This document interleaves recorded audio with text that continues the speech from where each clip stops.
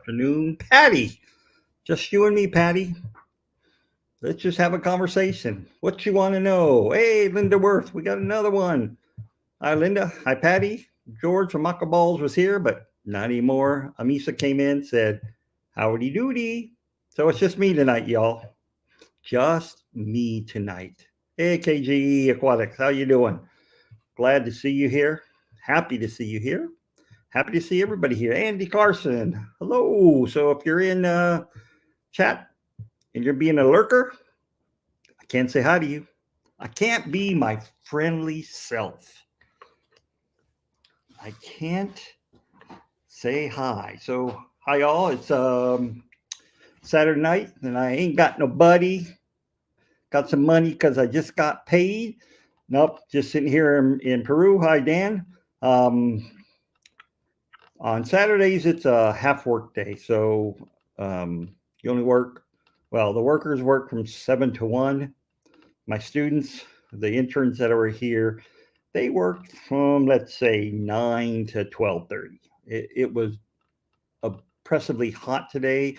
And we're digging one of our experimental ponds to put some fish in, to do some captive breeding of a couple of the epistogrammas that we have in. We need to, they are about 12 by 12 feet on side, so 12, 12, 12, 12 square and about 3 feet deep. Right now we're about, I would say, a good 8 inches after a full day of work. We did half day yesterday. In the mornings is really when we do most of the manual labor, including me. And then the afternoons gets too hot, so we tend to do things either in the lab or yesterday the students helped my wife do all the inventory for all the things that are going to go into the gift shop at the public aquarium that we are building. There'll be a video, a short later on tonight, showing the status of the tanks. So it is semi good news. So you can have to wait for that. I'm not going to tell you anymore. So what else is happening here? Really not much. Just got finished cooking dinner for everybody. While they're all eating, I'm in here enjoying myself with you all. All I told them was I made some Mexican food, did some beans, some Mexican rice, some carnitas, basically shredded pork, made some homemade tortillas. And so I made some salsa yesterday, so it's nice and intensified now. So we're having a good Mexican dinner tonight. 2 vegetarians here, made them soy tacos, did some bell pepper, onions, garlic, some taco seasoning, and their soy meat, if you can call it meat. So they're enjoying dinner while I'm in here talking to you. So I'm just on the StreamYard side. So if there's a question that have come up, I haven't seen it. So what you all want to talk about? Talk to me about anything. You know, I keep on forgetting I'm supposed to be taking pictures of the fish, some of the new fish that we got in, as well as the new plant that one of the fishermen brought to us from the same area that the full red pencil fishes are coming from. There may be 2 or 3 species of full reds from completely different collection points. Again, once I get back to the States, we will be doing some genetic analysis on those to see if there's 1, 2, 3. Maybe they're the same species as the normal red pencil fish, but no one knows. They're found in completely different localities, in a completely different river system, but you never know. You know, it takes a million years for species to diverge like that. So maybe in the past 100,000 years ago, it was just one big floodplain. So we just don't know at this point. So other than that, You know, I I really got not much to say. We're doing okay here. If you can handle the heat, then you'll do okay. One of my students today pretty much was ready to pass out. He should have known better. He's an athlete on the track team there at the university that I teach at. So he should have known better, but he didn't. So I have some really bad, disgusting electrolyte powder that tastes like vitamins. I mean, it really tastes like you're drinking a vitamin. Um, but that seemed to help him because it's just pure electrolyte. They drink like Gatorade stuff around here, but that stuff is just all sugar. So we would use mushrooms too in the veggie tacos here, but mushrooms are, a pack of button mushrooms that you buy, a little carton that we buy in the States for $4, $5, $6. It's $20 here. Uh, that's one of the things that's happened over the last couple of days. Since COVID, prices have gone up considerably on everything. Food, gasoline is about the same price as we pay in California. Uh, so they pay about the same price we pay in California here. So it's not that bad. For locals, it's bad, but it's not worth you know uh, with the same prices that we have in the U.S. It's not so bad. When doing genetic testing of small fish, is it possible to get enough genetic material to do the test without killing the fish? Yeah, all you need is a small fin clip from the fish. The fins grow back within a couple of weeks. It's called the non-invasive technique. In many cases, what I do is when the fisherman brings us fish, there's always a certain percentage of them who unfortunately die off, getting used to the new conditions. It's only probably maybe 10% of the fish, and those are the fish that I use for my genetic testing. It's You put the fish in ethanol that preserves the fish, keeps it from rotting, but it allows you to use the DNA of the fish. Formaldehyde fixes proteins. We all know, what formaldehyde is used for. We use it to embalm people. That's what's in embalming fluid. And once the fish becomes fixed in formaldehyde, you can't break apart the proteins, the DNA, so the DNA is unusable. So normally ethanol is used. Isopropyl can be used. Really, any type of alcohol in a pinch. A good vodka, a good whiskey can be used.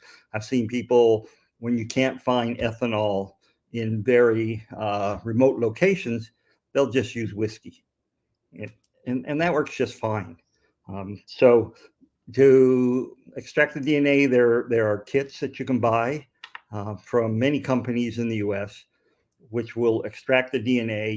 You grind up the tissue, you wash it, you centrifuge it to get rid of the pellet of tissue, and you check the DNA in the supernatant or that liquid that we that's left, and that's what you do to look at the DNA. We can do it at our lab. Most of the time, we send it out to a company that actually specializes in that because we find that the chemicals are pretty expensive. And it's cheaper to have someone else actually do the actual DNA analysis for us. So, Jorge, George, you're back. Not Jorge. I don't know why I called you Jorge. George, you're back. Welcome. Coral, and welcome. And Matt, Fish Fam Link, welcome to the dysfunctional family that we have here. Um, kind of dysfunctional. I'm rather dysfunctional. I can be pretty off sometimes. Um, so that will be done in September when I get back. And that'll take probably around a couple months to do that. We're also we've contracted with a company that sends us water filtration kits um, that does environmental DNA. So it checks the DNA in the water. Because one of the projects, long-term projects we have here is trying to figure out the distribution of gourami that's we find in the waters here. Yes, blue gourami. If you know me for a long time, you know blue gourami is one of the most hated fish by me, as well as tilapia. They're using tilapia here for algal cleanup in many of the aquaculture ponds.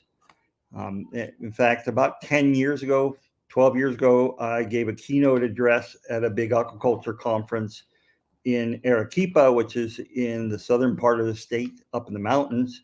Keep on looking out because they walk past my window and they're giving me, making fun of me, giving me those weird looks that people can give. So I gave a keynote address at a conference, agriculture conference in Arequipa, and I made quite a splash because I said I believe the government should not allow tilapia into Peru because of the potential invasiveness that tilapia are. And man, I had a lot of arguments. People are saying, "Well, they have it in Brazil. Why can't we have it in here?" I said, "Well, they have problems in Brazil. Just because Brazil does something doesn't necessarily mean it's good, and doesn't necessarily mean Peru should do it."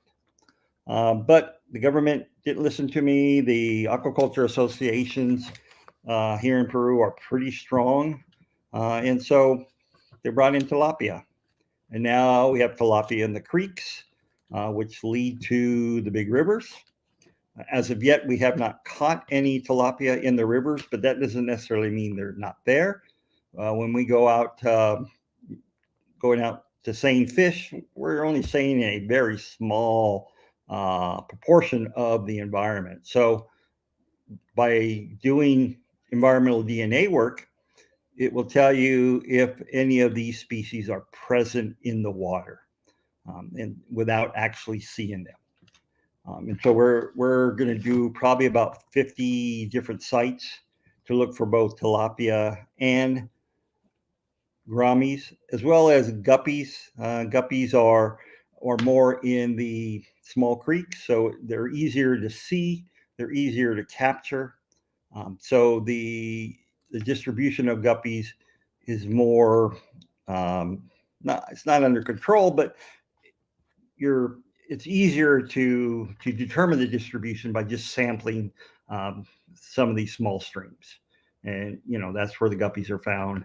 They're interacting with the killifish, primarily Rivulus rectocaudatus, the red spotted killifish that they have here. It's not an annual killifish, um, but you find in areas that you find guppies, you don't find these. You don't find the rectocaudatus. In areas you find rectocaudatus, you don't find guppies. So there seems to be an interaction, and I've talked about before some of the work I have done with my students, looking at the interactions of guppies and killifish in the lab.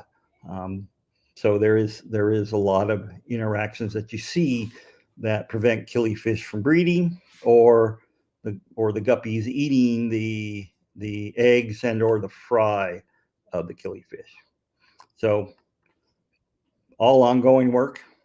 I'm not here just having fun. I'm not here just to have a vacation.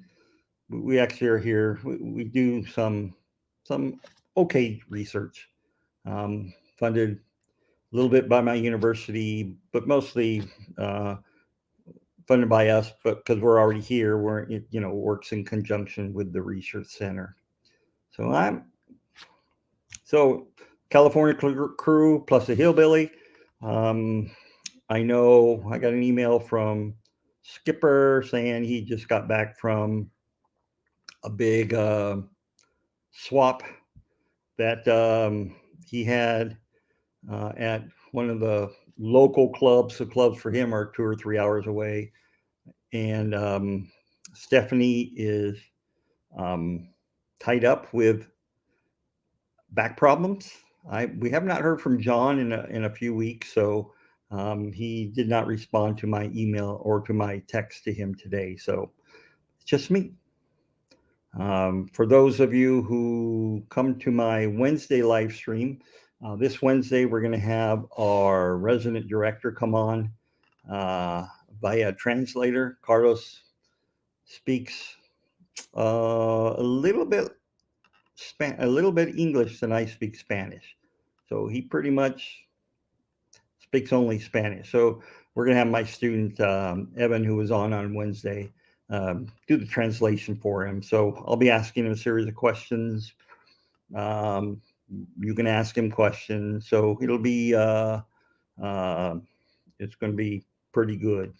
So Alex from Fish Story now, I guess what he calls his channel instead of the Dark History Living in Your Aquarium, will be in Long Beach, I think at the skate meeting, the Southern California aquaculture something meeting on July 22nd. For those who are in California, you want to see Alex, go see Alex. Why the heck? I gotta say the heck, because it's a family thing. Why the heck isn't George up there then? Because George left. He said hello to everybody and then he left. So I didn't have chance to send him the link because I didn't know he was coming back. He never said he was coming back. He just left. So howdy doody, Richard Reynolds. Glad for you to make it tonight. So anybody have any questions for me tonight? Have any questions for each other? What's going on with everybody? Your fish okay? My wife is actually going back to the States next Saturday for a week. For a week to take care of some business, not business like we have a business. We don't have a business. She had her hybrid car, her hybrid Escape died on her, so we have to replace the battery. So she's going to go back, do that, do some other things for a week. Going to be there to clean up, to do water changes in the fish room.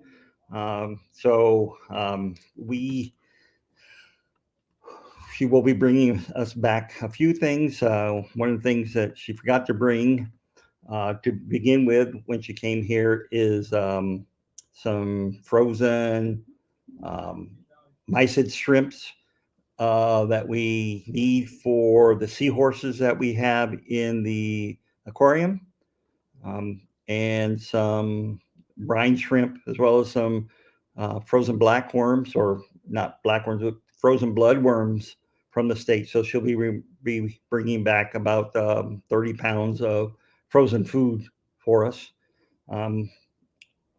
It's okay for us to do that. We're a nonprofit in the States, a nonprofit here in Peru. So we have paperwork showing that anything we bring in, or, we write a letter from our nonprofit in the U.S. stating that we're donating all this stuff to the Peru nonprofit. And so it's all up and up. The customs checks our nonprofit status in Peru and waves us all through. When are you coming back to the U.S., Dr. Anthony? I will be back in the U.S. about the 28th of August. So I still basically have 2 more months here. We are hopefully opening up the public aquarium by the end of this month. Now, since we're in July, it really depends upon the tanks, and we don't necessarily worry too much about the nitrogen cycle in our freshwater tanks because the pH tends to be very low, and we know that if you really follow the nitrogen cycle, you know that pH is below 6.8. The ammonia is converted to ammonium, which is a non-toxic form. The only thing we have to worry about is the big saltwater tank. There will be like about a 500-gallon saltwater tank that we have to set up as soon as the tanks get here. Fortunately, we have filter going in the one saltwater tank that we have in the fish lab that has some clownfish in it right now. I brought some liquid bacteria with us, enough for about 1,000 gallons. So hopefully the cycle doesn't take that long. Normally in saltwater tanks, it takes 6 weeks. We really need to rush that somehow. So we need to have it done in 4 weeks. So that's the way it goes. Uh, we will be live streaming the opening events for the aquarium. You will get an inside look at the aquarium, and I'm trying to figure out a way to set up a live cam for the 20 foot wide tank that we have in the back of the aquarium, and trying to set up somehow a live stream that goes 24 hours a day for that tank. So haven't figured out how we're going to do it. It'd be nice if we could do that for the discus tank, but the discus tank has 4 walls of glass that'll all be open for you to look at. So you don't get the same view of the tank as you will with the our large tank, just because the large tank only has that front panel of acrylic. In the back is cement with fiberglass and epoxy paint that's now peeling off because the fiberglass and fiberglass rosin was too smooth. Even though we sanded the heck out of it, it still was too smooth for that 2-part epoxy to hold. Howdy doody, June. Glad you can make it. Live stream the tank would be fabulous. It would be. But again, it may not occur until I get back in January. Once we leave in August, I'll be returning for a month. My wife and I will be returning for a month in January. My wife just retired, so times are going to be hard. Times are going to be tight for us, but this is something we truly believe in. I believe in the work that we're doing at the research center, the work that I do, the conservation efforts that we're doing here. Next week, we're going to have a elementary school, 60 kids come to the research center, and the staff and the student interns, as well as some of the students who are doing their, well, they call it practicum or senior thesis, will be acting out the Nalda story. Nalda is our mascot. I talked about Nalda. My wife was on a couple weeks ago on my Wednesday stream talking about the Nalda. Richard says he has a Moina culture that the water is getting up to 99 degrees so far, and they're still thriving. What do you know how warm they can take it? 99, I would say, is on their upper limit. So unless you have aeration going, you don't want small micro bubbles, because that can get under the carapace of many of the Daphnia species. So 99, I would say you're on the upper edge. Again, because that oxygen becomes less available in warm water. And so if you have a lot of Moima in there and it's in a container, a tub that has no water movement on the top, that's when you're going to have problems. If there's any water movement on top to cause air exchange between the surface or the water itself and the surface, that thin line between the surface of the air and the surface of the water, then it'll be okay. But it's that's a pretty heavy, not high price, but high temperature to have those in. My outside tubs, even the hard warmest part of the summer, you know, again, we're in Southern California, we're 5 miles from the beach, so it doesn't get, 110, 120. Um, but they're on the side of the house, and my temperatures only reach probably 80 max, which is about 26, 27 degrees Celsius. So you're up in the, I, I would, I'm surprised that they're still going strong. That's something that I don't know exactly what their high temperature tolerance is, but I would say you're about reaching there. If not, they're reproducing rapidly. Make sure you feed them well, but don't overfeed them, because at that high temperature, the metabolism is really sped up, and that they're going to go through food a lot quicker than they normally would at lower temperatures. So that's something that I'm quite surprised. So let's hope you don't lose that culture. But like most cultures, like most Daphnia cultures, when they reach a point where the environment is unstable, too hot, they will go in the reproductive mode. They will all start producing eggs. The eggs will be released and then become resting eggs at the bottom. Your culture may die off, but when the conditions reach a point where it's good conditions again, those eggs then will hatch, and all those individuals are now parthenogenetic. They will not have they won't produce these resting stage.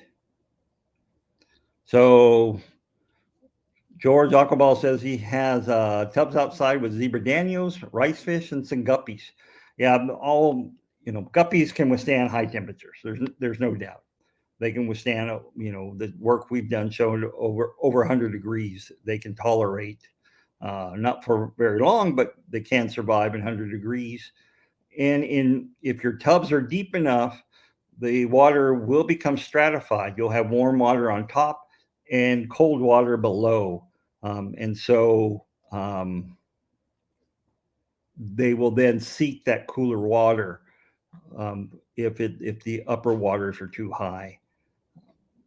But if it's shallow, if you have shallow tubs, you can wipe out your fish very easily if it gets too high.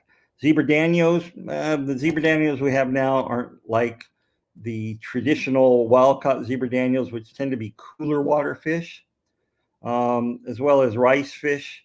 Wild rice fish like cooler temperatures. That's why many people who don't have a freeze will keep will overwinter their rice fish outside. Uh, so KG Aquatic says he has wild sword, diamond tetras, Vietnamese white clouds, CPDs, and orange hatchet Daniels. I suspect you're saying you have them outside. Um, but I'm not sure what. That's great. I'm not sure how hot it gets where you're at. I don't remember where you're at. Um, so it may hopefully not get too high where you're at. So George is in Los Angeles, Los Angeles area, and it's 81 in the shade. That's a good tropical temperature. We were in water yesterday. We went out, and my students and I and the staff went out to collect some fish to get ready to stock the aquariums. Um, and the water was actually cold. The water was about 72 degrees. Not what you would expect for tropical, environments. Not what you expect for creeks and streams along the equator. We're actually about 3 degrees south of the equator. But we're right there in the equatorial belt. It's The water was cold. As guys, when we get up to our waist, you feel that coldness. So upstate New York, yeah, that's. I know Rico talks about how hot it gets sometimes where he's at, but most of the time it's pretty cool. I've actually never been to upstate New York in the summer. I know this is not New York, but I attended a conference once at in Guelph, in Canada, and unfortunately, we all stayed in the dorms for this big international fish conference. Unfortunately, the dorms did not have air conditioning, and they had the hottest heat wave that they ever had up to that point in Guelph, in Canada, in that part of Canada. And it was miserable, miserable, miserable. We had to keep the doors open to try to get some ventilation through the dorms, but it was the most. It was miserable. Because you know how it is when it gets hot and there's no wind, everything's still. When at least when you have a fan on, you can see the fan that I have. That's a little bit out of in blur right now. At least when you have air movement, it feels cooler because you're getting that evaporation off your body, with the wind rushing by your body. But if there's no circulation for a week, he was miserable. So we all, you know, woke up 4 o'clock in the morning, take cold showers, try to get cool, but it was a rough event for sure.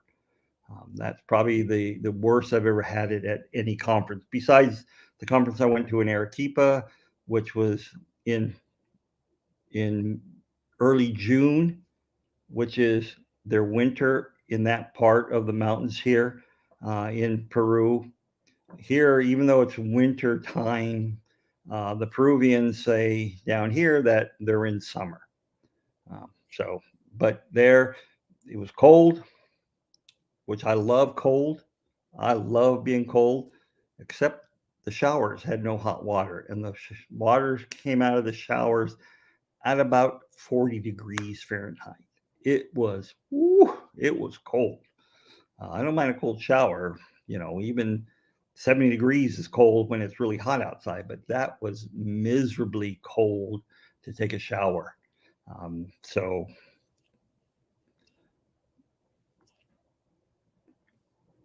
but right now it's warm here.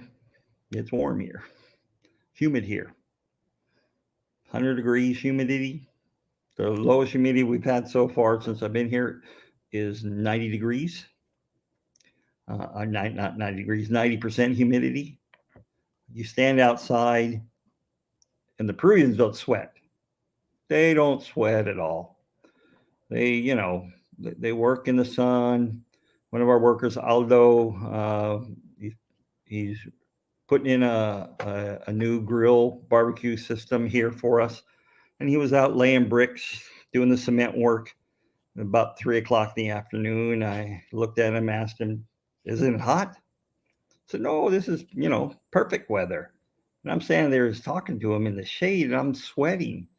And I said, "For me, it's really, really hot." He looks at me. He said, "Ah, you're a fat American.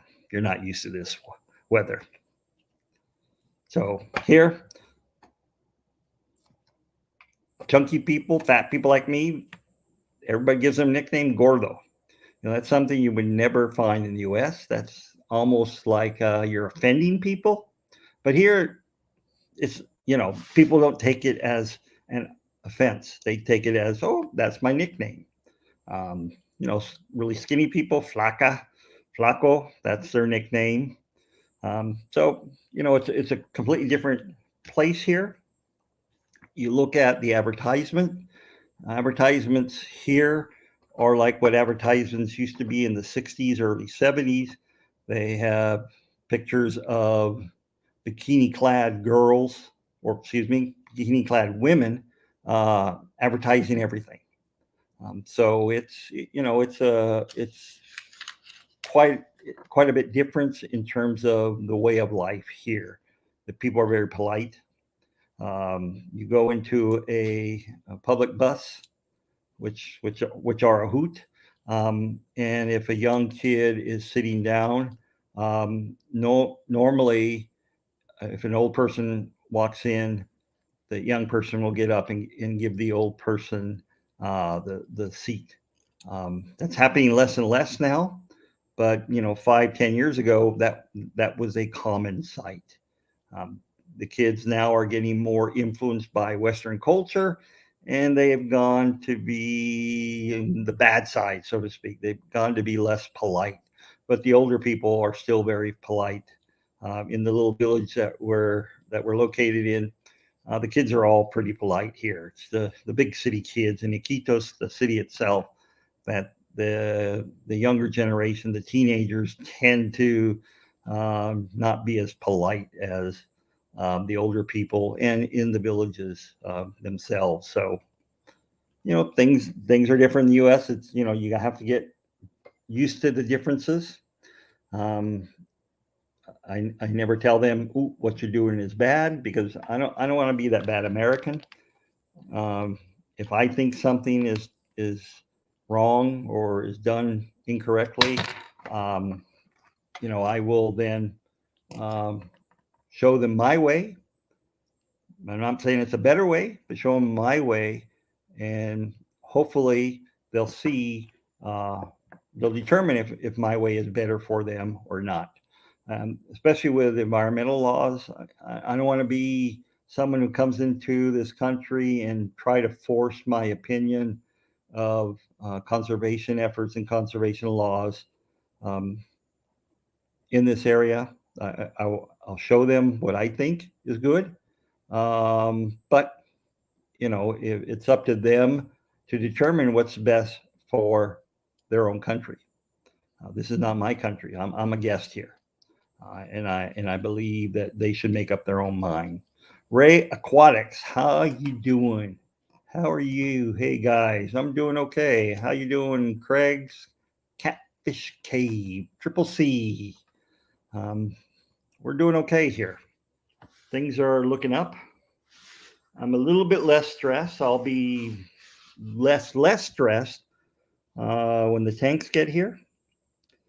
Well, they did ship. I'll tell you that much. They finally did ship after, let's see, 45, no, almost 55 days in the warehouse at $300 a day. Uh, Luckily, we were able to negotiate a better price than that. It calculated out to be about $35,000 in storage fee at the port. We were able to negotiate that down, but unfortunately, our shipper, who we originally hired and who has worked, has shipped other things that have come in internationally to us, um, absconded with our money. That's a very common practice here in Peru. I've been ripped off by many exporters, send them the money for the fish shipment, never show up. And so you really have to know who you are dealing with. We thought we knew who we were dealing with. It was a friend of Carlos who's shipped things to us many, many times. But this time he decided not to. And so we've been in a fight, so to speak, not really a fight, but every day during that 55 days, oh yes, I'll ship tomorrow, I'll ship tomorrow, I'll ship tomorrow. Even showed us itinerary of the shipping, and him saying he paid all the shipping costs, and he's just waiting for the trucks to arrive, and that he's going to come tomorrow, be on the plane with the tanks to personally deliver it to us, to show us that he's not a thief or a liar. Well, it never happened. We personally could not afford to ship them via air. That's you know way beyond our budget. So they went originally to Pacolpa by truck, which is a 12 to 14-hour drive. Then in Pacolpa, they got on a boat, and depends on how high the river is. It's 10 to 15 days on that boat. So it's been on the boat for 1 or 2 days now. So in 2 weeks, if you see me crying on a live stream, that either means the boat sank or someone stole our tanks. Hopefully, neither happens. But the way, knock on wood, the way our luck has been with those tanks, we ordered them back in September. It took forever for them to manufacture them. So it's been a long process with those tanks. So we're hoping that things are good at this end. Um, we're just hoping. So yeah, it was a great cost to us, more than an expense that we were not expecting. So it's put a major crunch on things for us. Um, we don't do any fundraising during the summer. And we do some during the year. We have the raffle every year for the trip here to Peru. Uh, you know, we pay for your airline. We pay for your stay here. We pay for your food. When we go out collecting, we pay for all those costs. So we really don't make much money off that. Um, off that raffle, but we make some. And then last year we had the auction, the Fish Fam auction that we had for the Christmas party. The Christmas party, we usually spend $3,000 to $4,000 buying all the gifts for the kids, the drinks, the food for everybody. And so, fortunately, last year, Fish Fam, we had an auction. Um, Late in the year, we were able to raise money for that party for the kids. If you go back on my channel, please subscribe if you haven't subscribed. Um, Please like if you haven't liked. Um, you can see the party. It's only a couple-minute video of the festivities that we have for the kids. The kids, for many of them, it's the only gift that they will receive. They don't do Santa Claus here. And it's true for many uh, underpoverished areas around the world. How can you explain to your 3 or 4 year old child that Santa Claus isn't giving you a gift? So we try to bring a little bit of happiness to the kids, and so we enjoy putting on that party. Unfortunately, we can't be here because it's right before Christmas for us. We like to spend it with our family. It's the holiday season is important for us and our family to get together and just be together. So, but we do appreciate Fish Fam last year, and we hope to do one again this year. So we'll see what happens. Hey, new local Austin, how you doing? When my wife goes back next week, she's going to check on the purple Moscows that I got from you. The people who are taking care of our fish right now, her sister-in-law and brother, or sister and brother-in-law, say everything's fine. Fish are doing well, but they're not fish people. My wife knows fish better than they do, so she will check on them, and I will give you an update. Tell you how many babies we have. Hopefully, we have lots of babies from all the guppies that I have, the godiads that I have. Hopefully the discus have started to breed again. My blue diamonds shut down for a while, but now that the temperatures are rising in California, especially in Southern California, and my fish room, even though it's insulated, it's in the garage, it can get up to be 90 degrees in the summertime. So, yep. We do have a PayPal. We we do, it's, I think, up to the people. I just set up a monthly or reoccurring donation. There, we also partner with um, Network for Good, who can set up monthly donations. Um, we also partner with some um, business donation where through like Intel, uh, you can choose a nonprofit to support, and for every dollar you put into that nonprofit um, through your payroll, Intel will match it 100%. So we have uh, at least one person who does that um, through their work at Intel. So if you go to my um, channel, the email that we use for this channel is amazonresearchcenter@gmail.com. I was going to type it all out. That is set up as in our PayPal as well. So it's amazonresearchcenter@gmail.com.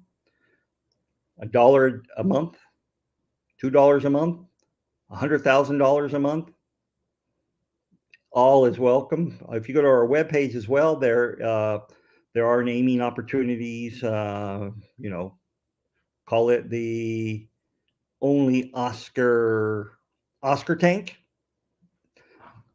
We have a tank that has Oscars in it. That we have will be some Oscars, some Geophagus, some red shoulder severance that we have, here in this area, as well as some catfish. And so we can have an only Oscar tank. We can have an aqua balls poison arrow frog terrarium. We have a fish fam feeding tank. We'll have a feeding tank that the kids will be able to feed. Will be able to feed pacu since they come to the surface and eat. So it gives the kids a better chance of looking at this fish. Well, Matt, my crew bailed. Skipper had the swap meet today. Some swap for the fish clubs, 2 fish clubs there in Pennsylvania. Stephanie hurt her back, so she's laid up. And John, have not heard from John. And the person who I was going to have come on from the California group was not available today. So it's just me. So, Matt, yeah, we were able to move on to a new shipper at a great expense to us. But yes, we had to pay we paid a discounted warehouse fee, and we had to again pay for the shipping from Lima to Iquitos via ground, then water transport. So yeah, it was a major cost to us, something we didn't think was going to happen or never imagined it would happen. So it actually put a major crimp in what we're able to spend now here. But with my wife going back next week, she hopefully be able to move some money around, and we'll have enough money to at least finish out the summer before the aquarium's done, to pay all our employees here, to buy all our interns some food, make sure the electricity keeps running so don't get too hot here. But I think we think we'll be able to fight through this. Once the aquarium opens, we hope we're going to get the crowd coming through. We're going to miss the tourist season, unfortunately, because tourist season here tends to be in the summer, because a lot of tourists come up from America.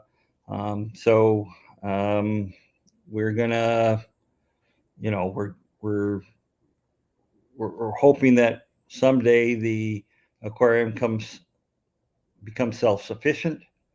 So at least they'll pay the employees. So it means that we don't have to spend as much of our own money on this place. I do want to retire. The plan was to retire at 62. I'm 63 now, so that's gone out the wayside after COVID and everything. Some of the drawbacks that we've had here. My wife just retired, and she is 6.5 years older than me. So she retired. This is her third time retiring. Hopefully, it's her last time retiring. It's about time for her to stop working. So I'm probably going to be working for another 5, 6, 7 years now, just so we can make sure that everything's in the clear. So can you go after the other guy to get your money back? We've talked to our lawyer. We have a lawyer on our board of directors. He's the number one environmental lawyer here in Peru. My wife just sent him a bunch of cold emails a couple years ago, and he actually got back to us and said he was very interested in helping us out. He's a really nice guy.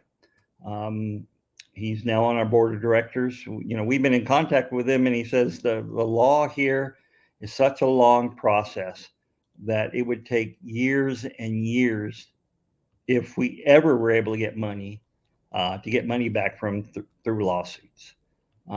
So he's not very encouraging on what we can do to get our money back.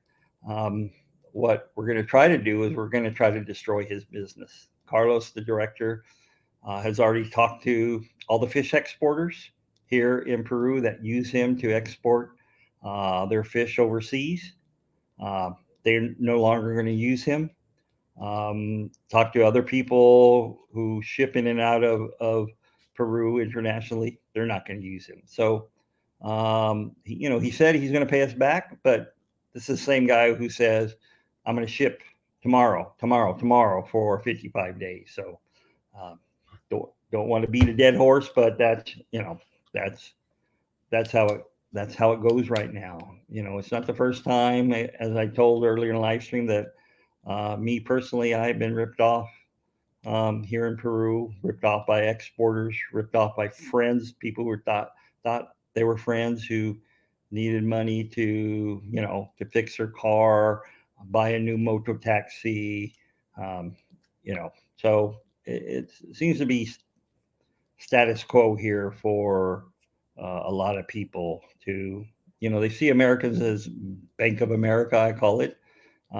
They see us, you know, uh, it's we have so much more money than the people down here, that we're very grateful for everything that we have. So you know, I know it's karma.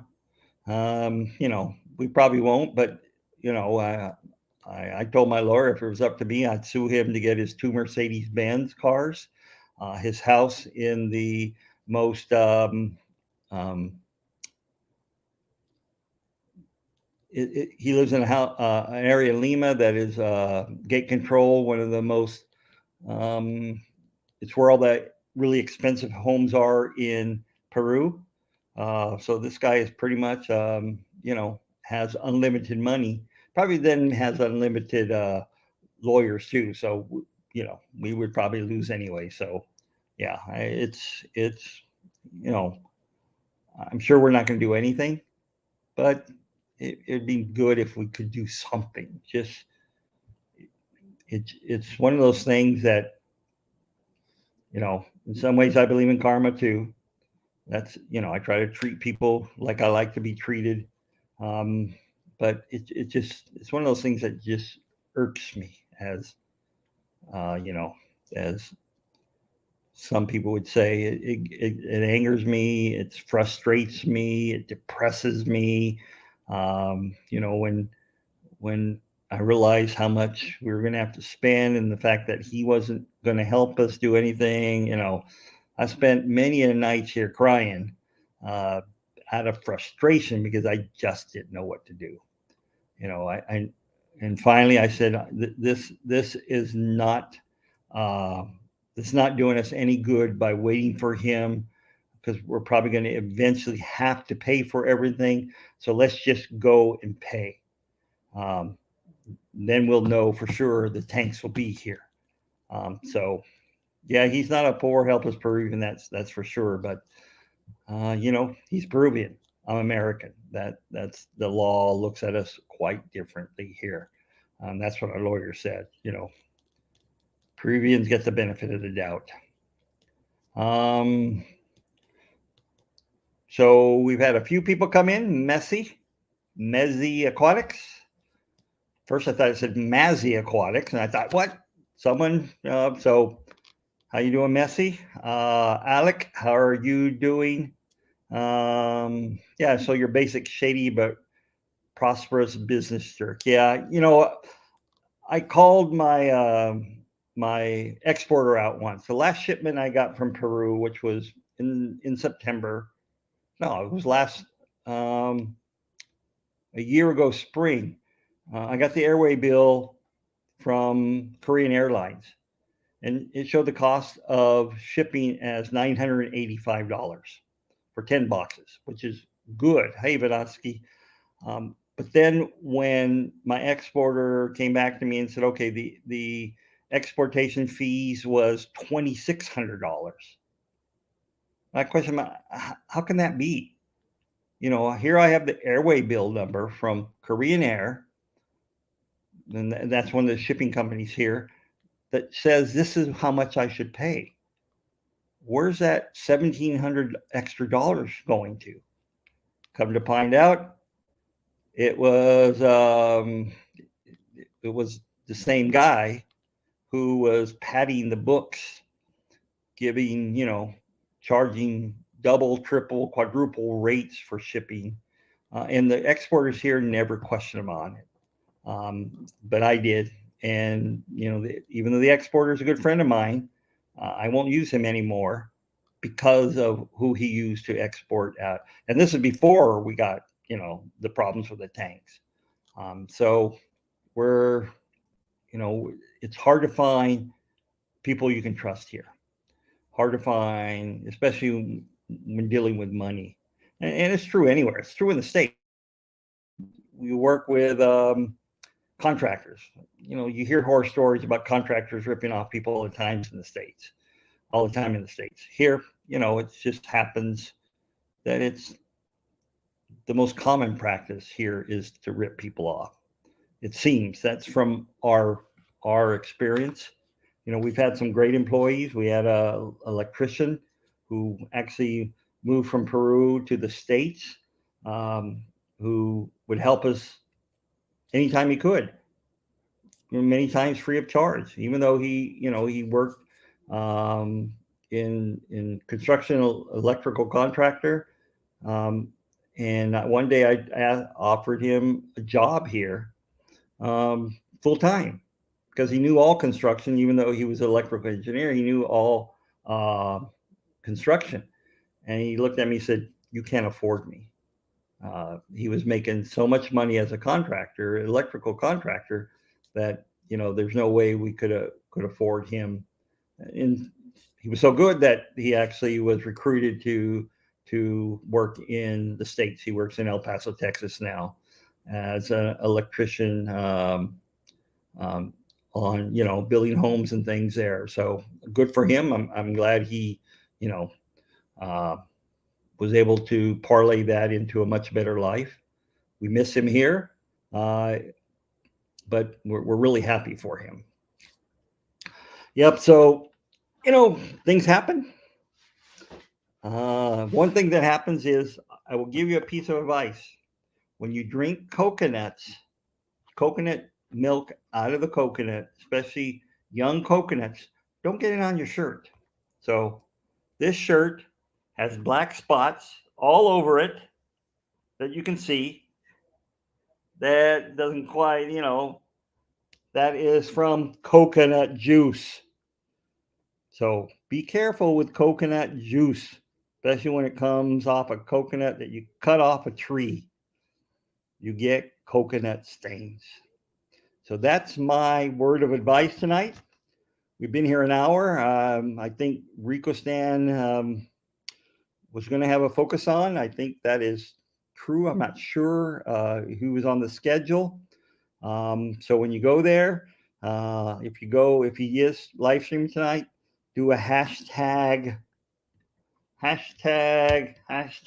ripoff. That's a good hashtag. Hashtag ripoff. Oh, so okay, Scotty's doing a pop up. So you go to Scotty's hashtag ripoff. Not meaning Scotty's a ripoff, but you can say it's from me. So with that, time for me to eat dinner now. It's 7 o'clock here. Hopefully they save me some Mexican food. If not, well, I guess I'll just have some rice or something. So do your water changes, everybody. Kiss your family. Really appreciate what you have out there, because in an instant it can be taken away. So with that, I thank you all for listening to me ramble tonight by myself. For those who are on the replay crew, thank you very much. I do appreciate. For those who have subscribed to my channel, I really appreciate you subscribing. I'm about 790 something, so I'm almost at 800. I can taste 800. If I reach it, I reach it. I'm not one of those people who are. I'm not one of those people who are chasing followers. I want it to happen organically. I know there's channels out there you can go to where you subscribe to them, they subscribe to you, but to me that's cheating. I want people here who want to be here, who appreciate what I have to say. So, thank you all. Thank you, Messi, for that bon appetit, mit der bon, all those things. With that, yes, I know Ted Judy very well. I know his exporter. That's the exporter I've used. So yeah, they he can do a good job. Sometimes they don't. Sometimes they do. So with that, enough rambling.